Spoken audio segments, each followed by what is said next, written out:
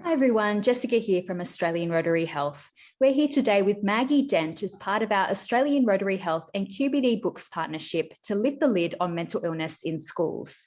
Commonly known as the Queen of Common Sense, Maggie Dent has become one of Australia's favourite parenting authors and educators. She has a particular interest in the early years, adolescence and resilience, and is an undisputed boy champion. Maggie's experience includes teaching, counselling, and working in palliative care, funeral services, and suicide prevention.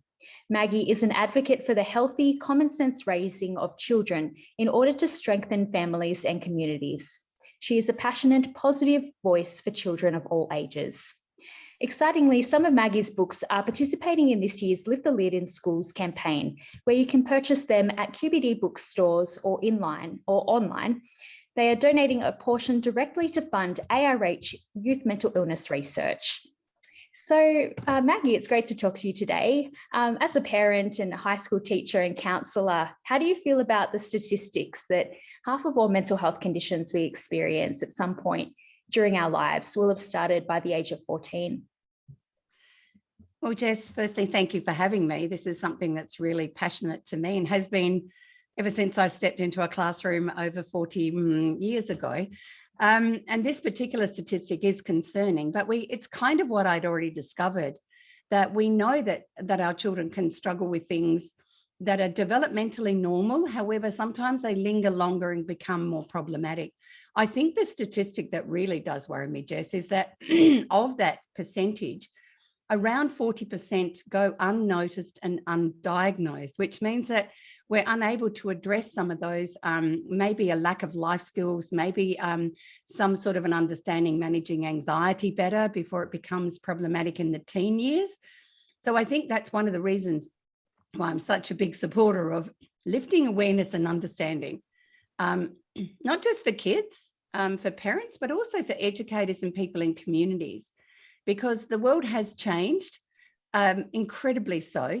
And it is more stressful, and that was without a pandemic. And so sometimes what parents may have lived through is probably a different lived experience than our children are. And so sometimes we've got to help them to understand what sorts of pressures are really impacting our young people in the way that they navigate the world and cope when things go really yucky or just a little bit yucky. So that's the really big thing. I think our concern is the more we understand how we form our mental health and well-being, not just our physical health and not just our cognitive health, which we're endlessly testing in our schools, we are whole humans and our children are whole children. And we need to nurture all levels of our children in order to develop the capacity to manage life when it gets a bit tricky. Yeah, absolutely. Yeah, that's such a good point. I know as well, a couple of your books focus on parenting boys, and I'm sure that also with current statistics showing that men are 3 times more likely to end their lives than women, that many parents wonder how they might be able to help their boys early on. When compiling the research for your books, did you come across any tips to help boys with their mental health in particular?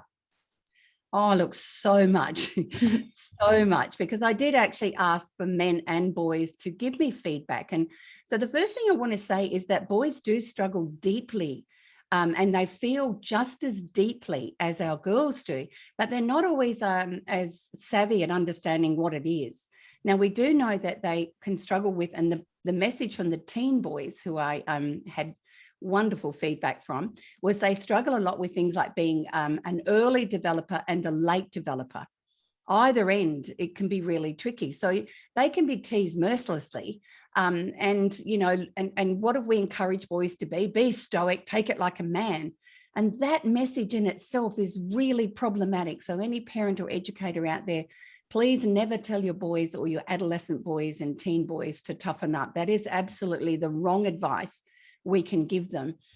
Secondly, we know that a lot of boys struggled with feeling confused about their emerging sexuality.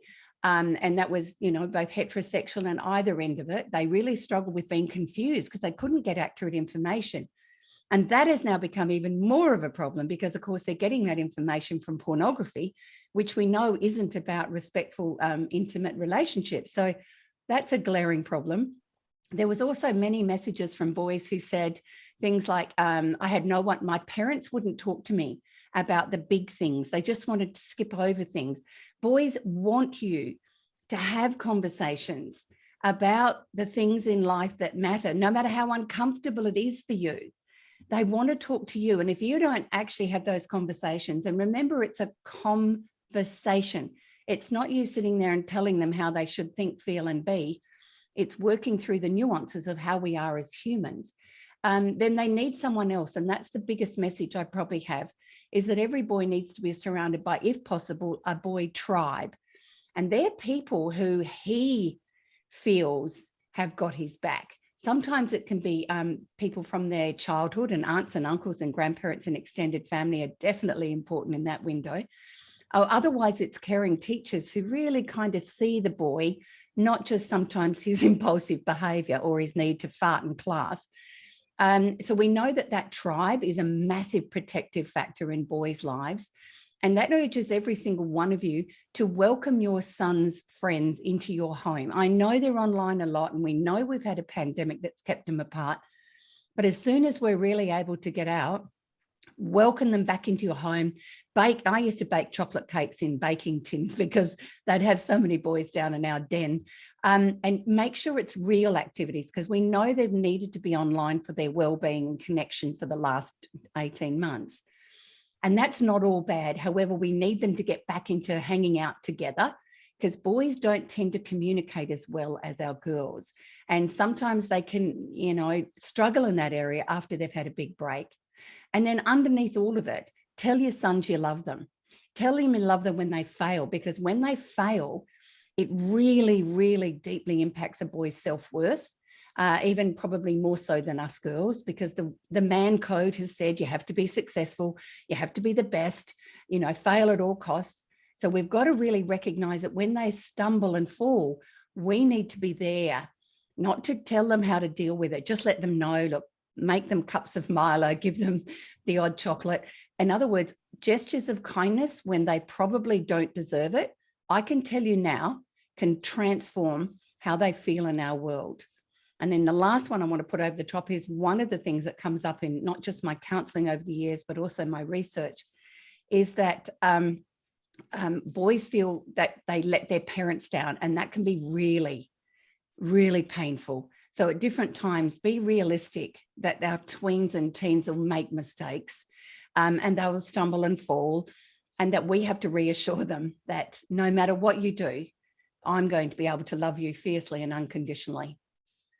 Yeah. Well, that's some really great advice there. And I guess on the other hand, if any parents out there are currently struggling with their mental health during this pandemic, as they try and juggle working from home and having their kids at school, like doing school from home, do you have any messages of support from one parent to another, or maybe perhaps you can let them know how you cope personally? Look, I've been doing a lot of work behind the scenes in this area, Jess, because of course, this is a really unnatural situation. And one of the first things I was saying to parents who are parenting in a pandemic, now let's be honest, that's totally different. Parenting is normally quite challenging, isn't it? So I have to normalize that we have to lower our expectations, because we cannot do 8 hours of work while your children are and doing 6 hours of online learning, as well as navigating relationships and dealing with the stress of the craziness that is around us. You can't do it. However, we can do pockets of it. And that's what I kept saying to parents. Work out how we can create pockets of time that we can get stuff done. And really, at the end of the day, if they're doing a good couple of hours of schoolwork scattered throughout the day. So if you've got boys, it's okay if he's racing around, coming down, doing a few bits, racing around. You know what I mean? Bottom line is that sometimes the way they learn might be easier in your home than it is in a classroom with lots of distractions. So once again, be realistic about how much they need to do. And if everything goes yuck on a day when we really want to scream, because we are exhausted, we are mentally and emotionally exhausted because we're living through a traumatic event. So that is called being human. And reassuring parents that days you just want to eat the whole block of chocolate, and that's before breakfast, that's called real, and that's being honest. So the days that everything goes to muck and, you've got no Wi-Fi for your Zoom meeting, Your kids are fighting in the other room. Go cook some popcorn, sit on the couch, gather together and regroup. Because what we do when we do that is our kids need connection and they need some calmness and they need some fun. All of that lowers the cortisol, soothes the vagus nerve, and that's exactly what our kids will need in that moment. So I think one of those things around the edges is that if you're a lark or you're an owl as a grown up, then you'll need to probably get up earlier or stay up later to catch up with some of the pockets of work. But I'm also putting a big cheerio out to work environments and businesses that have developed a beautiful flexibility. Look, they don't care if you've got a toddler sitting on your lap with most of the Zoom meetings with staff. They don't really care if one walks in and asks, can I have a drink? They just, we've had to let that go. And I think what we've discovered is that businesses that support families to be parents and loving and connected parents actually get more work done from those parents because they're so grateful. And I think now we won't have to lose a day's work down the track, will we? If we've got a sick child, we're just going to say, look, I'm going to work remotely. And we know the evidence is showing that many parents have actually put in more hours because they're not using all that time commuting. So I think we had to work out that we need to respect that we as grown-ups, for our mental well-being, if we're parents, we need to be able to be parents at the tricky moments when our kids aren't well and when they're well. And also that we value our work. However, at crisis times, our family has to come first. And when that's allowed to happen, our mental health is going to be better. Then my last tip for parents, what are you doing to fill your cup? So when you do a plan about what are we doing today or this week, where's the learning and who's the designated parent on duty for this hour while the other one hides in the closet and does some serious work, is what am I doing to fill my cup? Because that has to be on that plan too. If you need to do some yoga, well, great, find an online class and do your class or go outside and do it in the garden. If you're a man who needs to ride a bike 100 Ks or something and you're allowed to go outside your area, we've got to prioritize what helps us feel better. And it's not to be seen as, oh, shouldn't I be doing something for the kids? Guess what? We actually cannot look after our kids as well if our cup is empty. And I think that's the conversation we're having to our kids. When life gets tough, we can get crabby and stressed. And I'm going to show you what I do to manage my stress. I've got a calm down chair in our home now, and we go and sit in that and have a cup of tea to regroup myself, because that's modeling that there are times that our mind can just trigger so many of those awful feelings and worries. We've got to bring it down. And so I think my big message was your parasympathetic nervous system and your sympathetic nervous system tend to fight a bit when we're in stress. And that the sympathetic one is doing exactly what it needs to be. It's responding to a possible threat to survival. However, the parasympathetic says, hey, we need a rest. We need to digest what's going on. We need to come down a bit, and then we can go back up again. And I think that's the message we can be teaching ourselves and teaching our children, that we can struggle during adversity. That does not mean we're weak. There's something wrong with us. It just means that we're a human living through a possible threat to our sense of survival. And I want everyone to lighten up a lot more. I'm absolutely thrilled with the kind of craziness that's been happening in some homes after I've said to them, you need to lighten up, because laughter really, really can lift things up, especially if you've got teen boys. There's nothing like a well-timed fart to lift up a boy's sense of humor. But also that's why we cook together. That's why we want to do crazy TikTok dances off, because we're lifting up the spirit. And the last one is hope. Hope is really powerful. And so what happens to people who are in a really dark place is there's no hope. It feels hopeless. So once again, I've been encouraging families to create a great big piece of paper or the hallway wall where you're writing up where you're going to go when we're able to be free again. Who are the people we're going to see? Print photos of them. Put the ice cream shop picture down the bottom. Where are you going to have whatever, moonlight picnics, swims in the ocean, swimming, whatever. We put them all up on a big wall so that a family can see where we're going to go eventually. And that hope, we really all need lots more hope, Jess. Yeah, 100%. And we're so pleased to have you join us to encourage kids to get involved in Lift the Lid in schools. And I guess, could you tell us why you're personally so passionate about the mental health of our kids? Oh, look, there's no question that we can only do as well as what we know. Now, I struggled as a teen. I was a very dark and moody teenager. And I'm like many of my friends, and that was before we had Instagram, before we had kind of a pandemic, before we had a world that kind of making you be judged by how you look or what you perform.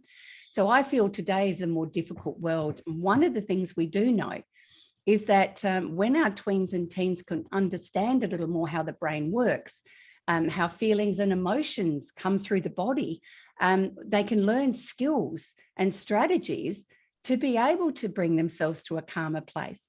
The other one is that, and that's really what Cool Kids does, and that's one of the things I really value, and I've been working in my own local community, is that when we give our teens the skills to understand how to support a friend who's struggling, because often we know teens don't tend to go to their parents. If they haven't got a lighthouse figure or a significant adult ally that they can lean on, they often lean on their friends, particularly our girls. So sometimes we've heard from girls who've been carrying the weight of a struggling teen who has been mentioning, suicidation, and also the thoughts of planning to end their life. They've held the secret. So what we need to do, and that's exactly why, the teen mental health program is so good, because it talks to them about how we, what do we do if we hear that? What do we do if we notice significant changes in my friend's behavior? What words do I say? Because what we do know is asking those questions does not increase their chances of completing a suicide. And it actually is like a relief that someone's noticed. And also that we will say, look, I am your best friend, but if I'm concerned about your well-being, I'm going to seek help. We can do it together. I've got your back. So what they learn in those programs is absolutely life-changing. And I know that for a fact. And then the same programs that we have for mental health first aid for teachers and community members in our area. We had a cluster in 2020 of suicide. So we have activated this in all areas. We've actually helped to bring the teen mental health first aid course into our area, because we know that when kids know more, they do more. And we really need to pull away the myths that are out there still that are around suicide, so that we can be the ones that not only shine a light on understanding how we can get to these dark places, but that we can all do something, that we can actually hold a space and then seek help when we need it. So the help-seeking behaviour, once again for boys, is something we need to start modelling them when they're very little, because of course they're supposed to sort of deal with things on their own and be stoic and problem solve their own things. And it was one of the things that came up in my research again in my From Boys to Men, where many boys don't want to get help because they're supposed to sort it out themselves. They're supposed to solve their own problems. But I can tell you that some life changes, particularly ones about loss, grief and death, are really big ones that can really confuse our boys who have not been encouraged to own vulnerability, and that sadness is not a sign that you're weak. Sadness is a sign that you're hurting, and that you're probably hurting in response to a significant loss. So again, that's why I'm supporting this, because the more information we have out there, not only for our children in their primary school years and their secondary school years, I believe we're going to have healthier children down the track, and we're going to understand it better. And we need more research, Jess. That's the other reason I'm behind this, because we need to work out where can we target things we might not realize are so important in being able to raise our children to be more resilient when life knocks you flat, because that is a really big thing. Resilience is actually not your ability to harden up to life. It's your ability to recognize when life gets hard, and can I make changes and adapt to adversity so I can recover? That's what it's about. And so we're building that knowledge and that capacity. And that's why I'm behind exactly the Lift the Lid. Yeah, well, thank you so much, Maggie, for your time today and for all of your great advice. I'm sure it'll be very helpful for parents, who are struggling at the moment. So thanks so much again. My absolute pleasure.